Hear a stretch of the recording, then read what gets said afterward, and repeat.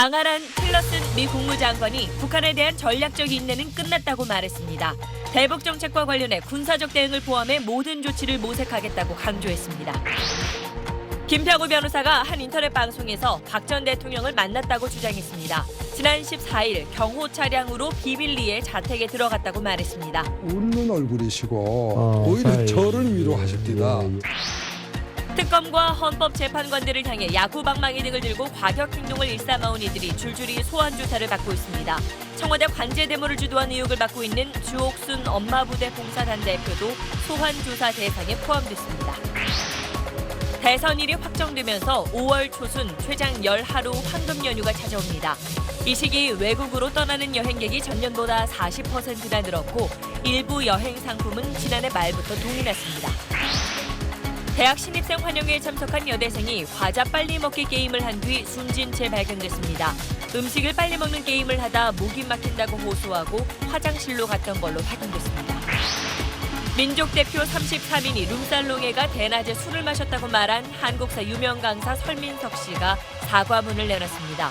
평회 의도는 없었다고 했지만 민족 대표 33인에 대해선 여전히 비판적인 입장이라고 말해 논란이 계속되고 있습니다. 자유한국당이 대선 경선 첫 토론회를 열었습니다. 대구 서문시장을 놓고 김진태, 홍준표 후보의 논쟁이 있었는데 김관용 지사까지 가세했습니다. 자연인으로 돌아간 박근혜 전 대통령 경상북도 지사가 고향에서 모시도록 하겠습니다. 초미세먼지가 태아에도 영향을 미쳐 조산을 유발할 수 있다는 연구 결과가 나왔습니다. 전 세계 조산의 20%가 초미세먼지 때문에 발생한 걸로 추정됐습니다. 불황에 마이너스 통장을 쓰는 분들이 크게 늘었습니다. 미국 금리 인상으로 이자가 오를 전망이어서 서민 부담이 가중될 걸로 보입니다.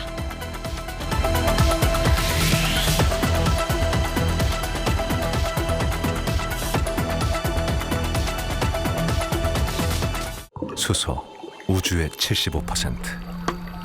그 무한한 수소로 자동차를 달리게 하다. 현대자동차. 여러분 안녕하십니까? 트럼프 미 행정부의 대북 정책 기조는 눈에는 눈, 이에는 이, 이런 전략이라는 사실을 오늘 거듭 확인할 수 있었습니다. 한중일 순방길에 우리나라에 온 틸러슨 미 국무장관이 대북 강경 발언을 쏟아냈습니다. 북한이 선을 넘으면 군사 행동도 불사하겠다. 전략적 인내라는 오바마의 정책은 이제 끝났다. 외교장관보다는 국방장관에 더 가까운 발언을 쏟아냈습니다. 김수영 기자가 보도합니다. 취임 후 처음 한국을 방문한 틸러슨 미국 국무부 장관은 공동기자회견에서 20년간 미국이 진행한 대북 정책은 실패했다고 규정했습니다. America has provided $1.3 billion in assistance to North Korea since 1995. In return, North Korea has detonated nuclear weapons and dramatically increased its launches of ballistic missiles to threaten America. 그러면서 오바마 정부의 대북 정책 종결을 단호하게 천명했습니다. Let me be very clear. The policy of strategic patience has ended.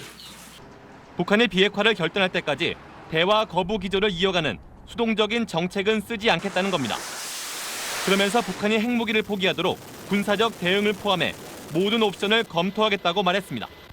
But obviously, if North Korea takes actions that threatens the South Korean forces or our own forces, then that will be met with an appropriate response.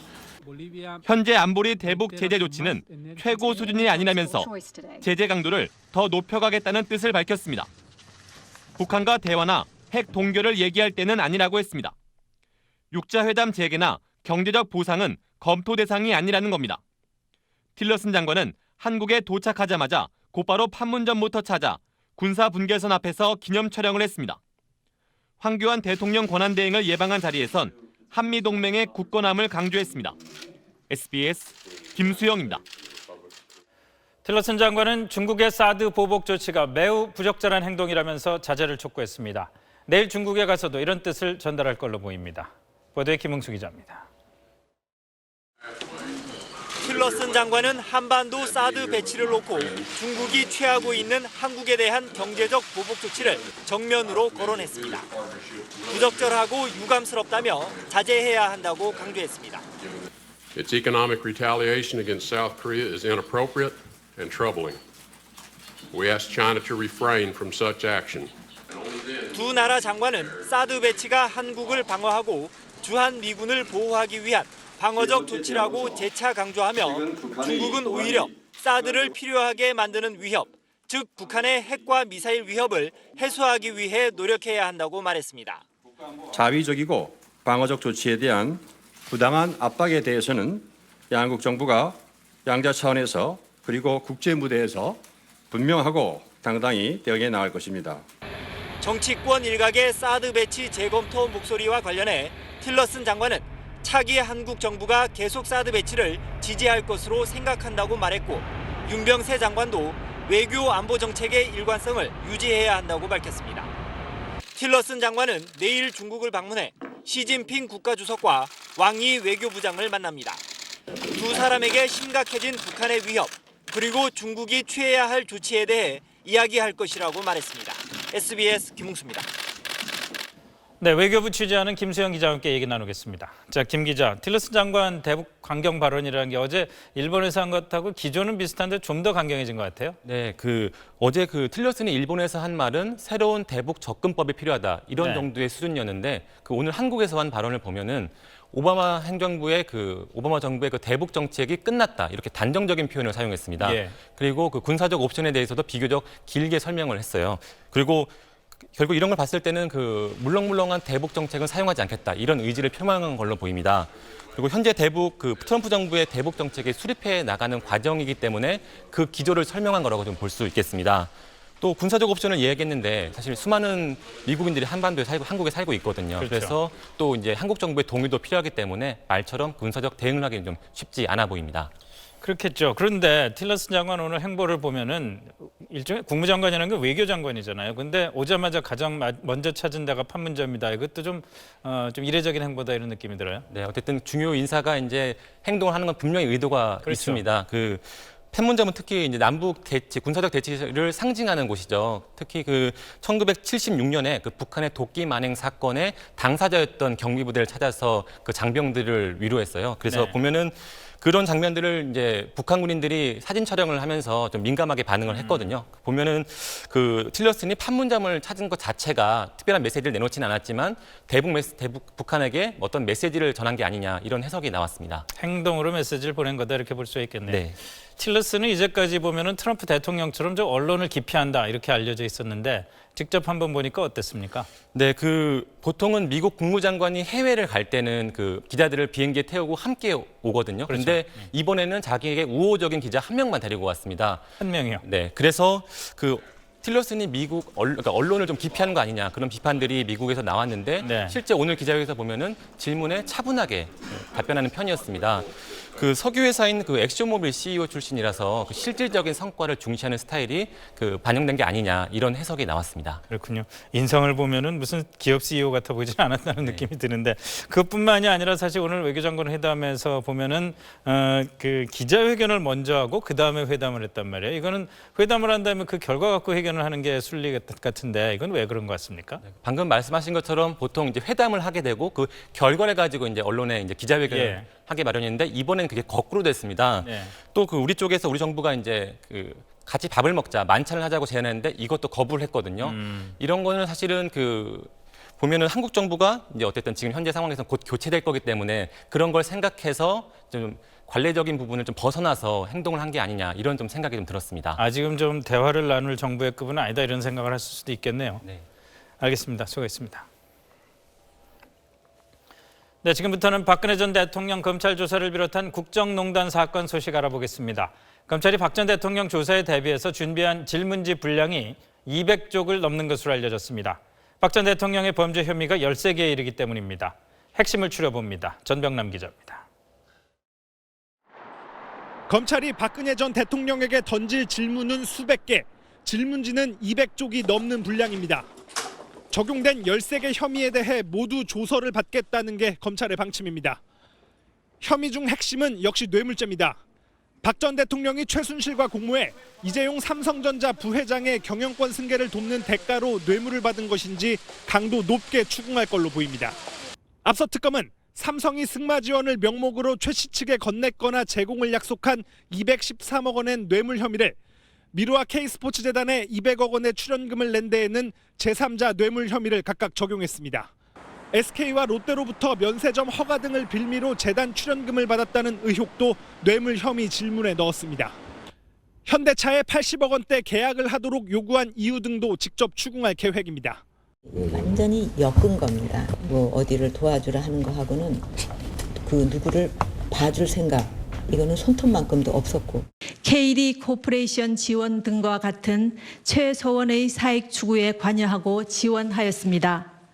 검찰의 박 전 대통령 직접 조사는 새로운 사실을 확인하기보다는 법적 책임을 묻기 위한 형식적 절차 성격이 강하다는 분석입니다. SBS 전병남입니다. 오늘 최순실 씨가 형사재판에 처음 법정 증인으로 나왔습니다. 재판 시작과 끝의 태도가 180도 달랐는데 재판 내내 격앙된 태도로 답변을 하더니 끝날 무렵에는 울먹이면서 국민에 사죄했습니다. 보도에 민경호 기자입니다. 조카 장시호 씨에 대한 심리에 증인으로 법정에 나온 최순실 씨는 시작부터 뇌물과 관련된 부분은 증언하지 않겠다고 선을 그었습니다. 접견 기회가 없어 자료 등을 살펴볼 수 없었다면서 준비된 것도 아는 것도 없다는 이유입니다. 이후 증인신문 내내 최 씨는 격앙된 모습이었습니다. 박근혜 전 대통령이 언급되면 왜 자꾸 대통령 얘기가 나오느냐고 따지고 다른 사람의 증언을 토대로 물으면 자꾸 의혹만 제기하지 말고 증거를 가져오라고 맞섰습니다. 하지만 재판이 끝날 무렵 최 씨는 마지막으로 한마디만 해도 되느냐며 앞서와 달리 울먹이기 시작했습니다. 우선 국가적으로 불행한 사태와 대통령 파면을 만들어낸 원죄를 국민께 사죄한다고 운을 뗐습니다. 또 책임을 떠넘기며 입씨름을 벌였던 조카 장 씨가 어렵게 살아왔다며 선처를 부탁한다고도 말했습니다. 그러면서 덴마크에 있는 딸 정유라 씨의 소식도 모른다며 본론을 꺼냈습니다. 외부 소통 통로는 하나라도 열어달라, 즉 자신에게 걸려있는 접견금지 상태를 풀어달라는 겁니다. 덴마크 검찰은 오늘 오후 정 씨의 한국 송환을 결정했지만 정 씨가 법원에 이의를 제기할 것으로 보여 실제로 언제 송환될지는 여전히 불투명합니다. SBS 민경호입니다. 네, 법조팀 이한석 기자와 함께 검찰 수사와 재판 관련 소식 알아보겠습니다. 자, 이 기자 먼저 덴마크 검찰이 정유라 씨 송환 결정을 했다고 그러는데 이 소식이 아무래도 박근혜 전 대통령에게 악재가 되겠죠? 실제로 정유라가 소환이 된다고 하면 최순실 입장에서는 심리적으로 굉장히 흔들릴 수밖에 없을 겁니다. 그동안 부인해 왔었던 공모관계 시인할 수 있었겠죠. 하지만 덴마크 검찰이 송환 결정을 내렸다고 하더라도요. 정유라 씨가 법원에 이의 신청을 하면 실제 언제 귀국할지는 불투명한 상황입니다. 더군다나 박 전 대통령 소환 조사가 4일밖에 남지 않은 상황에서 중대한 변수가 생겼다. 이렇게 보기에는 좀 다소 무리가 있을 것 같습니다. 그렇군요. 자, 그럼 검찰의 기업 수사 관련해서 SK의 최고 임원들이 조사를 받았는데 뇌물죄 수사를 확실하게 하겠다는 그런 뜻으로 해석을 해도 되겠습니까? 네, 아무래도 1차 특수본 당시를 좀 살펴봐야 될 것 같은데요. 당시에 기업의 재단 출연금, 이거를 직권남용 혐의를 적용했습니다. 뇌물죄를 안 받던 게 아닌데 대가성 입증이 어렵다 이렇게 봤었던 거죠. 근데 문제는 특검에 넘어가서 삼성전자 이재용 부회장 구속이 됐단 말이에요. 이때부터 결과론적으로는 검찰이 특검 수사력에 판정패한 거다 이렇게 보셔야 될 것 같습니다. 이게 단순히 기관과 기관 사이의 자존심 문제가 아니라 검찰 입장에서는 이번에 추가 대기업들에 대해서 뇌물죄 의율이 안 되면 이럴 경우에는 검찰이 봐주기 수사하는 것 아니냐 이런 여론의 문매를 맞을 수도 있는 상황입니다. 그렇기 때문에 당연히 야무지게 수사할 수밖에 없는 겁니다. 지금 SK 말고도 몇 가지 기업들이 더 있죠? 그렇습니다. 일단은 특검이 삼성 재단 출연금을 갖고 뇌물죄 적용을 했단 말이죠. 특수본 수사도 여기에 초점이 맞춰져 있습니다. 그동안 다른 기업들 단순히 헌납한 게 아니라 대가성 있는 돈이 아니냐, 뇌물로 바라고 수사를 한다는 겁니다. 대표적인 기업들이 면세점 인허가 현안이 있었던 롯데나 SK 기업들이 있고요. 그리고 총수 사면 현안이 있었던 CJ그룹, 여기에 세무조사를 무마받았던 일부 기업들이 수사선상에 올라 있다. 이렇게 이해하시면 될 것 같습니다. 자, 마지막으로요. 재판 문제입니다만 이재용 삼성 부회장 재판 관련 판사가 최순실 씨의 후견인의 아들이다. 이런 의혹이 제기가 돼서 논란이 있었는데 재판부가 어제는 의혹 아니다. 재판부 바꿀 생각 없다 이렇게 얘기를 했다가 오늘 입장을 또 바꿨네요. 아무래도 좀 여론을 많이 의식한 모양이죠. 그렇습니다. 워낙 민감한 재판이잖아요. 그러다 보니까 선고 결과를 놓고도 나중에 의혹이 불거지면 이게 재판 결과 자체가 오염될 수 있겠다. 이런 걱정을 법원도 굉장히 크게 하고 있었던 것 같습니다. 어떤 오해를 살 여지도 만들지 않겠다. 이런 법원의 단호한 의지를 보여준 결정이라고 이해하시면 되겠습니다. 그렇군요. 알겠습니다. 수고했습니다. 탄핵 심판 과정에서 막말 변론으로 유명해진 김평우 변호사가 박근혜 전 대통령을 자택으로 찾아가서 직접 만났다고 밝혔습니다. 박 전 대통령을 순교자에 비유하면서 탄핵 결정에 불복한다는 뜻을 분명히 했습니다. 이호근 기자가 취재했습니다. 사흘 전인 지난 14일 아침 박근혜 전 대통령 자택 앞. 병우 변호사 인사 좀 드리려고요. 어떤 뭐 연락하시고 오신 건가요? 아니면은 연락할 방법은 없는데. 저희가 그러면은 관계자 외에 출입을 통제라는 말이 있어가지고 한번 죄송합니다. 김평우 변호사가 문전박대를 당했다는 말까지 돌았습니다. 그런데 김 변호사가 지난 15일 한 인터넷 방송에 출연해 14일 당일 다시 호출을 받고 박 전 대통령을 만났다고 말했습니다. 대통령께서 제가 간다는 이야기를 통지를 받기 전에 제가 너무 일찍 도착한 것 같아요. 많은 취재진이 방문 사실을 전혀 눈치채지 못했다는 말에 박 전 대통령이 내준 경호차 덕분이라고 답했습니다. 그 차는 또 이 선텐이 선텐이 돼가지고 박 전 대통령의 표정은 매우 밝았으며 오히려 자기를 위로해줬다고 주장했습니다. 훨씬 더 건강하시고 또 아주 얼굴이 웃는 얼굴이시고 오히려 의연하시더라고요. 그래서 저를 위로하시는 거야. 그래서 제가 참 아이고 정말 제가 오히려 부끄러웠습니다. 그러면서 파면당한 박 전 대통령을 순교자 잔다르크에 비유했습니다. 정말 제가 순교자 박근혜 이런 그 타이틀을 한번 쓴 적이 있는데 그거 그렇게 틀린 말은 아니구나. 불란서의 그 잔다크라는 그 성인의 이야기가 참 그 탄핵 판결에 부당한 압력이 있었을 것이라며 끝까지 승복하지 않은 김 변호사는 방송 다음 날인 16일 집이 있는 미국으로 떠났습니다. 김 변호사의 방문에 대해 경호실 측은 공식 확인을 거부했습니다. 이렇게 약한 SBS 여자분께서 어떻게 이호관입니다. 고통을 겪으십니까? 박근혜 전 대통령은 오늘도 칩거를 이어갔습니다. 집안을 드나드는 차량은 꾸준했습니다. 누가 타고 있을까 궁금한데 검찰 소환 조사에 대비할 인물들이라는 추측이 나오고 있습니다. 현장 연결합니다. 원종진 기자. 네, 삼성동 자택 앞에 나와 있습니다. 네, 오늘 하루 상황 어땠습니까? 네, 박 전 대통령은 오늘도 외부에 일절 모습을 드러내지 않았습니다. 그러나 방문객들은 있었습니다. 낮 1시 50분쯤 박 전 대통령이 청와대에서 자택으로 돌아올 때 타고 왔던 검은색 에쿠스 리무진이 집을 나서는 모습이 포착됐습니다. 운전자 외엔 아무도 타지 않았는데 2시간쯤 뒤엔 뒷자리에 가림막을 친 채 돌아왔습니다. 짙게 썬팅이 된 데다 가림막까지 쳐 있어서 누군가 타고 들어왔을 것으로 보이는데요. 만약 누군가 탔다면 박 대통령이 탔던 차였던 만큼 상당히 중량감 있는 인사일 것이란 말이 나오고 있습니다. 오늘도 올림머리를 담당한 정송주 원장 자매와 이영선 경호관, 유영아 변호사는 아무 말 없이 그러나 공개적으로 다녀갔습니다. 어떤 일로 오셨어요? 어떤 일로 오셨어요? 한 말씀만 해주시고 가세요. 한 말씀 해주세요. 네? 그러나 박 전 대통령의 리무진이나 경호차는 짙은 썬팅에 가림막을 한 채 하루 한두 차례씩 조용하게 다니고 있습니다. 검찰 소환을 앞두고 극도의 보안이 필요한 인사들이 타고 다닐 거란 추측이 나오고 있습니다. 선임계를 낸 사람은 이제 7분인데 7명. 선임계를 안 내고도 돕고 있는 분들이 있는데 그분들은 당신의 이름이 알려지기를 원치가 않죠. 오늘 자택 주변은 경찰이 어제 여러 제한 조치를 내린 덕분인지 비교적 차분한 분위기였습니다. 지금까지 삼성동 자택에서 SBS 원종진입니다. 저희 사실은 팀이 집중 보도해드린 것과 같이 특검과 헌법재판관들에 대해서 욕설과 위협을 일삼은 것을 비롯해서 이른바 관제대모 의혹을 받는 핵심 인물들에 대해 검찰과 경찰이 조사에 나섰습니다. 탄핵 반대단체 회원들이 이제 줄줄이 사법당국의 조사를 받게 됐습니다. 김정은 기자입니다. 지난달 24일 박영수 특검의 자택 앞에 탄핵 반대 단체 회원들이 모였습니다. 3시간 넘게 이어진 시위에서 욕설과 험악한 말이 쏟아져 나왔습니다. 급기야 야구방망이까지 등장했습니다. 이들은 몽둥이 맛을 봐야 합니다. 장기정 자유연합 대표는 박 특검의 얼굴이 그려진 현수막을 불태우는가 하면 인터넷 방송을 통해 이정미 당시 헌법재판소 재판관의 집 주소를 공개하기도 했습니다.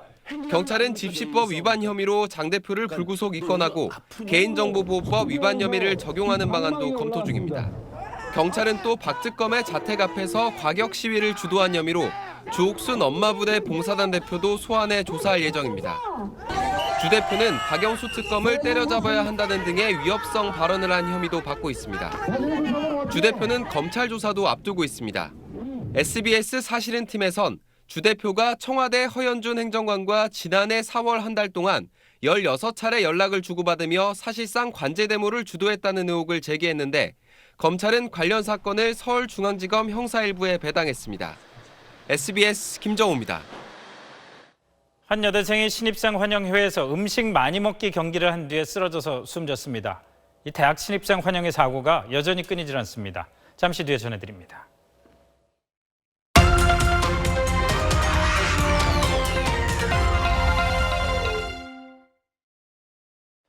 대선 날짜가 확정되면서 5월 초순 최장 열하루 황금 연휴가 가능해집니다. 달력 한번 보실까요? 자, 노동절과 석가탄신일, 어린이날, 그리고 대선 당일 이렇게 사이사이에 사흘만 휴가를 내면은 긴 연휴가 생깁니다. 초중고등학교 상당수는 이때 임시 봄방학에 들어갈 예정입니다. 휴가 낼 형편이 안 되는 맞벌이 직장인들은 아이를 어디에 맡겨야 하나 벌써부터 걱정이 이만저만이 아닙니다. 동세호 기자가 취재했습니다. 서울의 이 초등학교는 5월 첫째 주 단기 방학에 들어갑니다. 징검다리 평일을 자율휴업일로 지정해 9일 연휴를 만들었습니다. 대선 전날이자 어버이날인 5월 8일까지 쉬면 방학이 이틀 늘어나지만 고려하지 않기로 했습니다.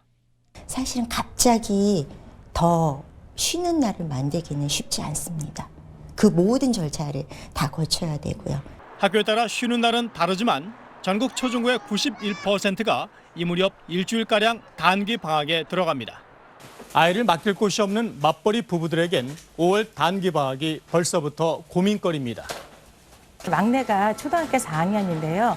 방학에 맞춰서 제가 휴가를 낼 수도 없고 어디 마땅히 맡길 만한 것도 없습니다. 그래서 지금 굉장히 막막한 상태입니다. 딸아이 둘인데 집에만 둘이 있으면 불안하고 맡길 데도 없고. 교육부는 대책 마련에 나섰습니다. 맞벌이 부부나 나홀로 학생들을 위하여 돌봄 교실 및 방과 후 학교를 운영하고 도서관을 개방할 예정입니다. 학원가는 발빠르게 황금 봄방학 특강을 준비하며 반짝 특수를 노리고 있습니다. SBS 동서우입니다. 네, 이렇게 휴일이 늘게 되니까 해외로 떠나려는 여행객들이 지난해보다 40%나 늘었습니다. 일부 여행 상품은 이미 지난해 말에 동이 났습니다. 정혜경 기자가 취재했습니다. 여행사 콜센터가 상담 전화로 부산합니다. 5월 9일 대통령 선거일까지 임시 공휴일로 지정되면서 사흘 휴가를 내면 최대 11일간의 긴 연휴가 돼 여행을 계획하는 사람들이 크게 늘어난 겁니다. 이틀만 휴가를 내면 9일 이상 휴가를 쓸 수 있을 것 같아서 일찍 준비를 하다 보니까 항공권을 100만 원 이하로 좀 저렴하게 구입을 했습니다. 해외여행 상품의 경우 여행사 예약 건수가 지난해 이맘때보다 40% 넘게 늘었습니다. 긴 연휴에 적합한 유럽이나 미주로의 장거리 패키지 여행 상품은 일찌감치 동이 났습니다. 지금 장거리 노선들이 빠르게 소진이 되었고요. 서유럽, 동유럽, 미주 노선이 현재 좌석이 없는 상황입니다. 남아있는 항공권 가격도 빠르게 오르고 있습니다. 유럽 노선의 경우 4월 중순 출발하는 왕복 항공편은 160만 원 수준이지만 이보다 늦게 출발하는 5월 초 항공편은 200만 원을 훌쩍 넘습니다. 일반적인 성수기는 방학 기간이나 설, 추석 같은 명절들을 얘기하는데요. 성수기와 못지않은 그런 시즌으로 구분이 되고 있습니다. 5월 황금 연휴를 맞아 여행업계가 모처럼 호황을 누리고 있습니다. SBS 정혜경입니다. 대학 신입생 환영회에서 인명사고가 끊이질 않고 있습니다. 어제 신입생 환영회에 참석한 한 여대생은 음식 빨리 먹기 시합을 한 뒤 목숨을 잃었습니다. KBC 신민지 기자입니다. 신입생 환영회에 참가한 23살 이모 씨가 어젯밤 8시 15분쯤 숙소 화장실에서 의식을 잃은 채 발견됐습니다. 곧바로 인근 병원으로 옮겨져 응급처치를 받았지만 1시간 만에 숨졌습니다. 목격에서 교수님이 부르고 그 교수님이 들어가서 하고 있는 상황, 이미 CPR 하고 있는 상태에서 전출하는. 이 씨는 광주의 한 대학 간호학과 4학년생으로 신입생 환영회에 참가했습니다. 음식 빨리 먹기 시합에 나선 이 씨는 파이류 과자를 삼킨 뒤 속이 답답하다며 화장실에 간 것으로 확인됐습니다. 까먹기도 있었고 거기까지 항목이 있었던 것 같아요. 경찰은 이 씨 몸에 외상이 없어 목에 걸린 음식물이 기도를 막아 숨진 것으로 추정하고 있습니다. 음식물이 좀 있었어요, 좀. 유관상으로 봤을 때는 코 쪽에서도 일부가 좀 나오고 막 그랬는데 부검해봐야 알아요. 해당 신입생 환영회에는 교수와 신입생 등 350여 명이 참가했습니다. 경찰은 사인 규명을 위해 이 씨에 대한 부검을 하고 인솔 교수를 상대로 적절한 안전관리를 했는지 등을 조사하고 있습니다. KBC 신민지입니다. 한국사 유명 강사인 설민석 씨가 3.1운동을 촉발한 민족대표 33인을 폄훼했다며 그 후손들이 반발하고 나섰다는 내용 어제 보도해드렸습니다. 설민석 씨가 입장을 밝히며 지나친 표현에 대한 꾸지람은 달게 받겠다고 했습니다. 논란은 계속됐는데 특히 민족대표 33인의 변절 여부를 놓고도 논쟁이 뜨거웠습니다. 이성훈 기자가 보도합니다. 우리나라 최초의 룸사롱이 있었습니다. 태화관이라고. 태어나서 그리로 간 거야. 그래갖고 거기서 낮술을 막 먹습니다. 설민석 씨는 어젯밤 SNS를 통해 자신의 견해를 밝혔습니다. 우선 민족대표 33인에 대해선 여전히 비판적인 입장이라고 했습니다. 다만 이들을 폄훼하려는 의도는 없었다며 민족대표의 다른 업적들이 희석되거나 가려져서는 안 된다고 덧붙였습니다. 룸살롱이나 마담, 술판과 같은 표현에 대해선 지나친 표현이라는 꾸지람은 달게 받겠다고 사과했습니다. 설 씨의 민족대표 33인 폄훼 논란은 이들의 변절 여부를 둘러싼 논쟁으로까지 확산했습니다. 민족대표 33인 대다수가 3.1운동 이후 변절했다는 게 설 씨 측 주장입니다. 스스로 잡혀 들어가신 분들이 민족 대표들이다. 그래서 20년대 대부분 친일로 돌아서게 됩니다. 반면 후손들은 설 씨의 주장이 사실과 다르다고 말합니다. 33분 중에 변절하신 분은 극소수고 옥중에서 만세운동을 벌이시고 대부분의 어르신 분들이 창씨개명도 하지 않았습니다. 지난 2009년 민족문제연구소가 발간한 친일 인명사전을 살펴봤습니다. 민족대표 33인 가운데 이 사전에 이름이 등재된 사람은 최린, 박희도, 정춘수 3명입니다. 33인 가운데 일부만 변절해서 친일한 것이고요. 일부는 계속 독립운동을 했고 친일하지 않았기 때문에 대부분 변절했다고 하는 표현은 사실과 맞지 않습니다. 후손들은 설 씨를 상대로 명예훼손 소송을 검토하고 있다고 밝혔습니다. SBS 이성훈입니다. 페루에 사흘 연속 폭우가 쏟아지면서 피해가 속출하고 있습니다. 불어난 물살에 산사태까지 잇따랐는데 한 여성이 진흙탕 급류에서 힘겹게 탈출하는 모습이 포착됐습니다. 이상엽 기자입니다. 페루의 수도 리마 인근 강물처럼 쏟아지는 진흙더미와 부서진 나무 사이에서 흙탕물을 뒤집어 쓴 여성이 힘겹게 몸을 일으킵니다. 무섭게 흐르는 누런 물살에 덩치 큰 소도 빠져나오지 못한 채 빙빙 돌기만 합니다. 폭우로 산이 무너져 내리면서 민가와 농장을 덮친 겁니다. 강변을 지나던 트럭은 갑자기 불어난 강물에 쓰러집니다. 운전자가 탈출하자마자 성난 물살이 트럭을 삼켜버립니다. 사흘 동안 쏟아진 폭우로 페루 전역은 물바다가 됐습니다. 지금까지 12명이 숨졌고 주택 12,000여 채가 침수됐습니다. Sus muebles, todo, no tiene camas, nada adentro. Adentro está todito lleno de agua está, porque no hay por donde desfogue el agua. 아직 물이 빠지지 않은 곳에선 헬기까지 동원된 구조 작업이 이어지고 있습니다. 간신히 목숨을 건진 사람들도 수마가 할퀴구간 참상 앞에선 막막할 뿐입니다. Necesitamos a lo menos un apoyo del Estado, de las máquinas que traten de secar, más que todo para que pueda haber un acceso. 재난당국은 엘니뇨로 인한 고온 현상 때문에 폭우가 앞으로 2주가량 이어질 수 있다고 밝혀 더 큰 피해가 우려됩니다. SBS 이상엽입니다. 오늘 서울 남산에서 본 시내의 모습입니다. 도시 전체가 뿌연 먼지에 갇혀 있지요. 오늘 서울의 미세먼지 농도는 최고 세제곱미터당 104 마이크로그램까지 올라갔는데 지난해 평균보다 2배 이상 높은 겁니다. 경기, 충청, 전북 역시 평균보다 2배 이상 나쁜 수준이었고 인천엔 초미세먼지 주의보까지 내려졌는데 이 초미세먼지가 태아 조산까지 일으킬 수 있다는 연구 결과도 있습니다. 보도에 안영인 기자입니다. 미세먼지 농도가 크게 올라간 것은 국내에서 발생한 먼지가 쌓인 데다 중국발 미세먼지가 계속해서 들어왔기 때문입니다. 현재 서해상엔 고기압이 머물고 있는데 바람이 고기압 주변을 시계 방향으로 돌면서 중국 북동 지역의 미세먼지를 끌어내리고 있습니다.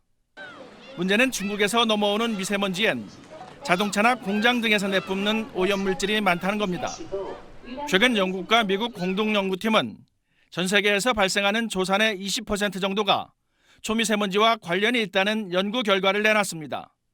특히 자연에서 발생하는 초미세먼지가 아니라 중국처럼 인간 활동으로 초미세먼지가 많이 발생하는 지역에 조산이 많았습니다.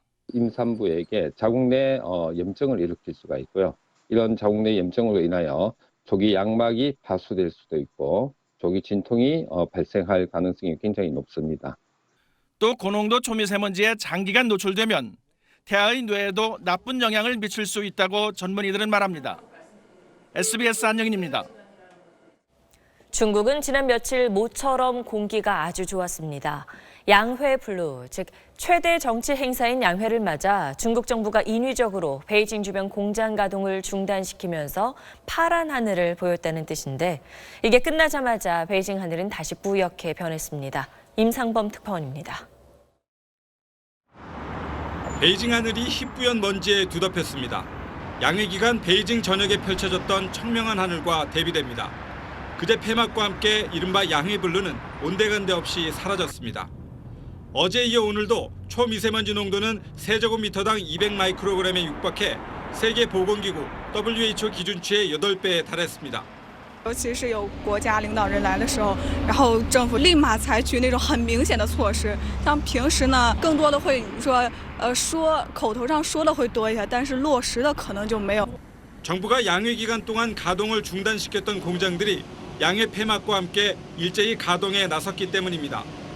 스모그에 강력히 대응하겠다던 리커창 총리의 약속은 빈말이 되고 말았습니다. 雾霾要治理，蓝天在未来不会也不应该成为奢侈品。 역시 맑은 하늘은 사치품인 게 맞다는 자주 섞인 불만도 터져나왔습니다. 算是奢侈品吧，反正在北京4、5年了，没正儿八经的见过蓝天。 이런 가운데 심각한 대기오염으로 연간 300만 명이 기대 수명보다 조기 사망하고 있다는 연구 결과까지 발표돼 중국 정부가 곤혹스러워하고 있습니다. 베이징에서 SBS 임상범입니다. 기상과학 담당 정구희 기자 나와 있습니다. 이번 우리나라 미세먼지도 양회 끝나고 더 심해진 건가요?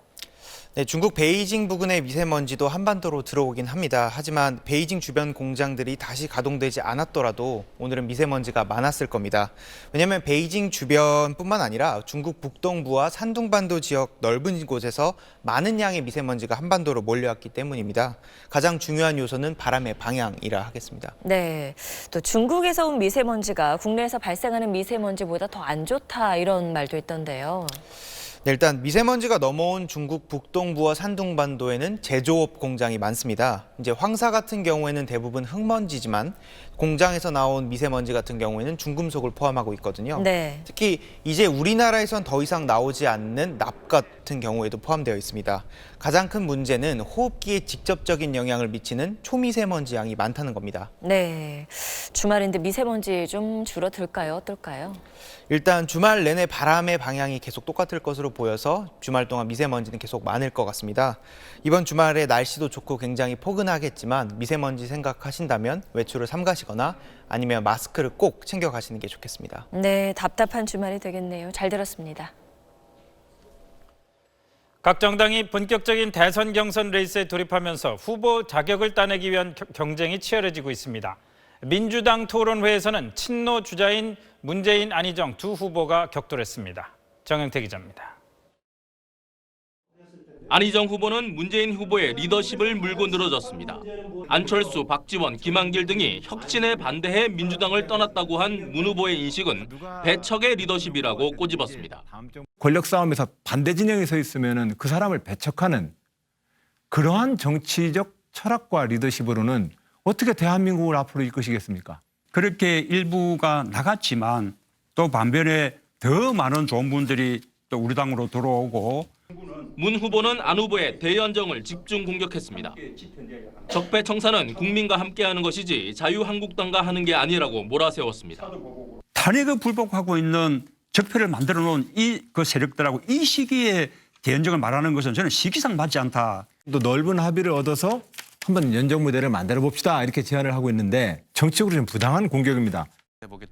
이재명 후보는 안 후보의 대연정을 대야합이라고 몰아붙였고 문 후보에 대해선 탄핵 정국에서 입장이 오락가락했다고 비판했습니다. 거국 중립 내각 또는 박근혜 이선 후퇴 또는 명예로운 퇴진 이런 얘기하시다가 탄핵에 찬성하는 쪽으로 바뀌기도 하시고 정치가 흐르는 거죠. 반대로 촛불 민심을 따라가는 것이 저는 정치가 할 도리라고 그렇게 생각합니다.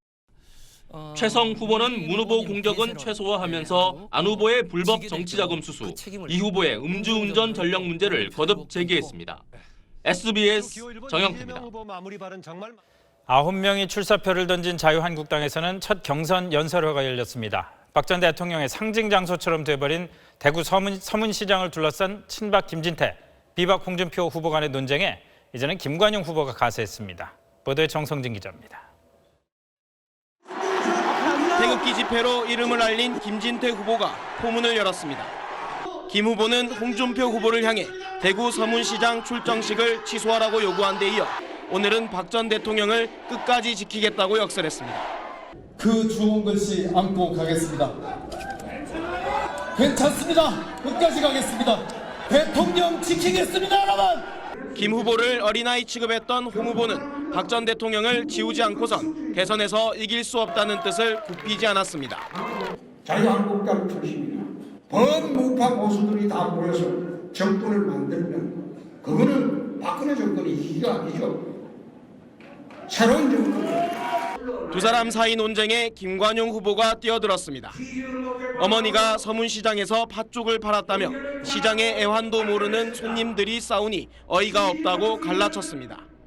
자연인으로 돌아간 박근혜 전 대통령 경상북도 지사가 고향에서 모시도록 하겠습니다.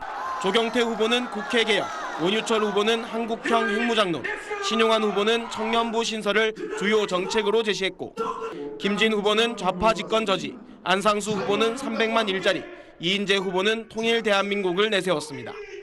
9명의 후보 가운데 6명이 가려지는 1차 컷오프 결과는 내일 오후쯤 발표될 예정입니다. SBS 정성진입니다. 네, 정치부 강철환 기자 나와 있습니다. 강 기자, 우리가 항상 당 후보 경선을 볼 땐 말이죠. 극적인 역전이 가능할까 여기에 관심이 많거든요. 이번에는 어떻게 될 것 같습니까? 예, 그렇습니다. 그중에서도 이 1위를 추격하는 후보 이른바 언더독들의 역전이 가능할지가 주요 관전 포인트겠죠. 지난 2002년에 이인재 후보의 대역전승을 거뒀던 노무현 후보가 대표적 사례입니다. 그렇죠. 올해는 더불어민주당 상황이 굉장히 치열한데요. 어제 한 여론조사를 보면 문재인 후보와 안희정 후보 지지율 격차는 여전히 두 자릿수 나는데 당내 경선 가서 결선 투표까지 가면 41.7 대 41.3, 불과 0.4%포인트 차이로 초박빙입니다. 예, 당연히 안희정 후보 쪽에서는 그러면은 역전을 기대를 할 것 같아요. 예, 안희정 캠프 요새 분위기 좋습니다. 충분히 역전 가능하다 이런 얘기 많이 하는데요. 네. 또 다른 조사를 보면 안 후보에 대한 호감도가 문 후보보다 높게 나오거든요. 이런 거 보면 본선 경쟁력은 확장성 있는 우리가 더 있다면서 다음 주 여론조사 한번 보자 하며 손꼽아서 기다리는 분위기입니다. 한번 좀 지켜볼 만하네요. 네, 그렇습니다. 물론 문재인 후보 측은 여전히 대세론 자신하고 있는데 탄핵 정국 이후에 한 번도 지지율 1위를 놓친 적 없을 뿐더러 최근에는 이 진보 진영의 심장인 호남에서 지지율이 꾸준히 오르고 있기 때문에 따라올 테면 따라와봐 이런 분위기입니다. 자유한국당으로 한번 가볼까요? 오늘 첫 연설회였잖아요. 연설해 보니까 여기도 만만하게 끝날 것 같지가 않은데요. 예, 말씀하신 대로 만만치가 않을 것 같습니다. 일단 황교안 권한대행이 불출마하면서 홍준표 후보 측에 좀 탄력을 받을 거다 이런 얘기가 많았는데 대항마로 꼽히는 게 다른 사람이 아니라 불과 사흘 전 불출마 선언한 김진태 후보입니다. 태극기 집회 열심히 나가면서 친박 대표 주자로 떠올랐고 아까 보셨던 것처럼 이 환호도 가장 컸거든요. 그렇기 때문에 홍 후보가 홍 후보가 안심할 수 없을 거라는 관측이 많습니다. 이제 양쪽 다 여야 다 주자들 간의 연대 얘기가 많이 나오는데 어떤 후보는 또 연대 하니까 나는 고대 출신인데 왜 자꾸 연대 얘기를 하냐 이런 얘기도 합니다만은 어쨌든 이 2, 3위 주자들이나 뭐 다른 작은 지지율을 갖고 있는 주자들 간의 연대 문제가 앞으로 가장 관심사가 되지 않겠나 이런 생각이 드네요. 네, 그렇습니다. 민주당 내선 안희정 후보가 결선에 갈 경우에는 이재명 후보표를 흡수하기 위해서 연대할 수 있다 이런 말 지금도 네. 공공연히 나오고 있고요. 각 당 후보가 모두 선출되는 4월 초쯤에는 가장 강력한 민주당 후보에 대응하기 위해서 각 당 후보들끼리 연대할 수 있을 거라는 관측도 많이 나오고 있습니다. 한번 지켜봐야 되겠습니다. 수고했습니다. 네. 마이너스 통장 쓰시는지요? 마통이란 줄임말을 흔히 쓸 만큼 이용자가 많습니다. 일종의 신용대출이라 이자가 높은 편인데 미국 금리 인상으로 마이너스 통장 금리도 계속 올라갑니다. 손승욱 기자입니다. 30대 회사원 박모 씨. 생활비 같은 급전이 필요할 때 마이너스 통장을 자주 이용합니다. 여윳돈 생기면 바로 갚아야지 하고 돈을 쓰지만 생각처럼 쉽지 않은 게 현실입니다. 실제로 월급을 받아서 마이너스 통장을 갚을 수 있는 여력들이 생각보다 그렇게 많지는 않은 것 같습니다. 마치 늪처럼 플러스가 됐던 기억은 거의 없는 것 같아요. 서민들의 생활비 통장이라는 마이너스 통장 이용액이 급증하고 있습니다. 시중은행 7곳의 마이너스 통장 잔액은 지난 1월 말 43조 5천억 원으로 1년 사이 무려 1조 원 늘었습니다. 생활이 팍팍해지다 보니까 마이너스 쓰시는 분들이 증가하고 있는 것은 사실인 것 같습니다. 복잡한 대출 절차 없이 내 통장 돈 꺼내듯 쉽게 쓰다 보면 자칫 감당하기 어려울 정도로 빚이 불어나는 경우가 많습니다. 생각한 거 외로 좀 돈이 나가긴 하는 것 같아요. 한 마이너스 7, 800까지는 갔었을 거예요. 문제는 마이너스 통장 금리가 갈수록 오르고 있다는 점입니다. 최고금리 기준으로 지난해 8월 4% 후반대이던 게 지금은 5%를 넘어섰고 앞으로는 더 가파르게 오를 전망입니다. 미국이 추가로 금리를 올리게 되면 마이너스 통장 금리는 6, 7%를 훌쩍 넘을 수도 있어 사용에 각별한 주의가 요구됩니다. SBS 손승욱입니다. 카페에서 파는 아메리카노 한 잔에 900원이라면 굉장히 싼 거죠. 테이크아웃도 아니고 앉아서 노트북 전원까지 꽂아가며 마시는 커피가 900원입니다. 불황이 길어지며 기호품 시장에 나타난 현상, 권혜리 기자가 취재했습니다. 반경 30m 안에 커피 전문점과 편의점 여러 곳이 밀집한 번화가입니다. 모두 다른 곳에서 구입한 다양한 가격대의 커피들입니다. 지나가는 분들께 어느 곳 커피인지 모르는 상태에서 마시는 순서대로 얘기해달라고 부탁했습니다. 전 B요. A? 저는 A요. CABT요. 6명 중 1명이 제일 맛있다고 꼽은 마실만한 B 커피. 이 커피 가격은 편의점 원두 커피보다 100원 더 싼 900원입니다. 테이크아웃이 아니고 카페에서 와이파이는 물론 테이블마다 전원을 쓰면서 마시는 값입니다. 커피 하루에 3-4잔은 꼭 먹는 것 같아요. 네, 많이 부담스럽죠. 넓고 콘센트도 넓고 뭐 직원분들도 눈치 주는 그런 게 없어서 기본 메뉴인 커피는 최대한 싸게 파는 대신 다른 음료와 간식을 팔아 이윤을 내는 전략입니다. 1호점이 생긴 지 넉 달 만에 수도권에만 매장이 14개로 늘었습니다. 뉴크롭 생두를 14일 안에 소진을 하면서 맛을 유지를 하고 있고요. 외국계와 달리 저희가 직접으로 수행함으로써 원가를 절감하고 있습니다. 이 매장에선 보통 한 개에 3,000원이 넘는 고급 디저트의 대명사인 마카롱과 에클레르가 1,000원을 넘지 않습니다. 회사 측이 기존 생산 설비를 활용해 저가 상품을 내놓은 겁니다. 애기도 잘 먹고요. 한두 개 정도 먹고 싶을 때 부담 없이 올 수 있어요. 불황에도 소소한 여유를 포기할 수 없는 고객의 요구와 맞아떨어지며 회사 매출 비중에서 저가형이 고가형을 추월했습니다. 네, 권혜리 기자, 900원짜리 카페 커피에다가 마카롱까지 어떻게 그 가격이 가능한 거죠? 네, 이게 에클레르라는 프랑스 디저트인데요. 네. 990원짜리입니다. 물론 보통 팔리는 3-4,000원짜리보다는 확실히 작고 좀 보시면 크림도 적습니다. 네, 그래도 얼추 비슷한 맛을 내고 좀 내가 좋아하는 기호품을 포기하지 않아도 되는 가격인 거죠. 네, 뭐 에클레르 말고도 마카롱도 가지고 나오셨고 여러 가지 갖고 나오셨네요.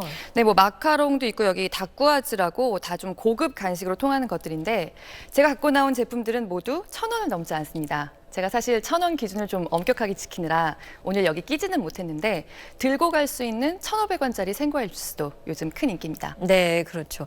이런 현상 원인은 역시 불황인 거죠. 네, 그렇습니다. 가벼워진 주머니 사정이 결국 가장 큰 문제입니다. 근데 한 가지 생각해 볼 만한 게 그 햄버거 값과 커피 값으로 각 나라의 환율과 물가 수준을 가늠하는 빅맥 지수와 라떼 지수라는 게 있습니다. 네. 근데 재밌는 게 미국 같은 나라들에 비해서 우리나라가 빅맥 지수는 그렇게 높지 않은데 라떼 지수는 높습니다. 이게 무슨 얘기냐면 결국 커피가 상대적으로 좀 비싸다는 뜻이거든요. 네. 사실 이제 커피는 뭐 우리나라 성인이 일주일에 12번 이상을 마신다고 할 정도로 약간 국민 음료에 가까운 기호품입니다. 그래서 사실 이런 불황이 계속되면서 이런 저가 커피가 시장에서 좀 비중을 확장하는 게 당연한 일로도 여겨집니다. 네, 잘 들었습니다.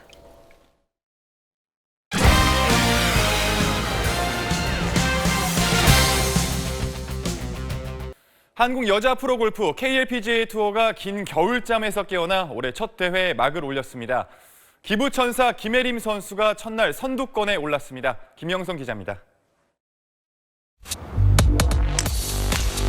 2017년 KLPGA 투어는 중국에서 첫 문을 열었습니다. 유럽, 중국 투어와 공동 주관하는 이 대회에는 국내 정상급 선수들이 대거 출전해 첫날부터 불꽃 튀는 샷 대결을 펼쳤습니다. 지난해 메이저 우승을 포함해 2승을 거둔 김혜림이 정교한 퍼트를 앞세워 5언더파를 적어내며 김예진과 함께 선두와 한타차 공동 2위에 올랐습니다. 김혜림은 동계 훈련을 통해 샷이 더 단단해졌습니다.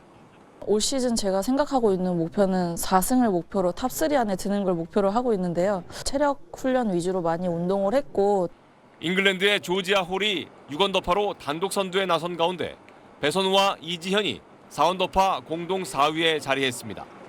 지난해 3승과 함께 대상을 차지한 고진영도 3언더파로 장수현, 김민선과 함께 상위권에 올라 우승 경쟁에 가세했습니다. 해마다 인기를 더해가며 글로벌 투어로 성장한 KLPGA는 올해도 31개 대회에 걸린 총 상금 210억 원을 놓고 필드를 뜨겁게 달굴 전망입니다. 2014년 김효주와 2015년 전인지, 2016년 박성현으로 이어진 KLPGA 여왕의 계보를 2017년에 또 누가 이어갈지 팬들의 시선이 쏠리고 있습니다. SBS 김영성입니다.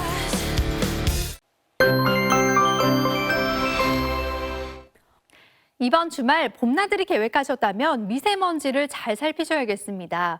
연일 대기 정체가 이어지면서 공기 중에 오염물질이 쌓이고 있고요. 여기에 중국발 미세먼지가 추가로 유입되겠습니다. 내일도 중서부 지방의 대기질이 나쁨 수준을 보이겠습니다.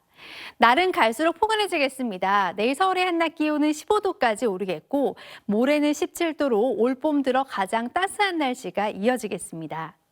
내일 전국이 점차 맑아지겠고 아침에는 안개 끼는 곳이 있겠습니다. 서울의 아침 기온 4도, 한낮 기온 15도로 오늘과 비슷하겠습니다. 내륙 지방의 건조특보는 내일도 계속될 것으로 보입니다. 좀처럼 비다운 비 예보가 없어서 공기는 점점 더 건조해지겠습니다. 화재 예방에 각별히 신경 쓰시기 바랍니다. 날씨였습니다. 오는 21일로 예정된 검찰 조사에서 박근혜 전 대통령 측은 혐의를 모두 부인할 거란 예상이 나오고 있습니다. 물론 억울한 부분도 있을 겁니다. 하지만 도대체 지난 4년 청와대에서 무슨 일이 벌어진 건지 알 권리를 갖고 있는 국민에게 최소한의 설명이라도 해주는 게 전직 국가원수의 도리 아닌가 싶습니다. 파면에도 불구하고 박 전 대통령을 무작정 지지하는 국민에게 특히 그렇습니다. 뉴스 마치겠습니다. 고맙습니다.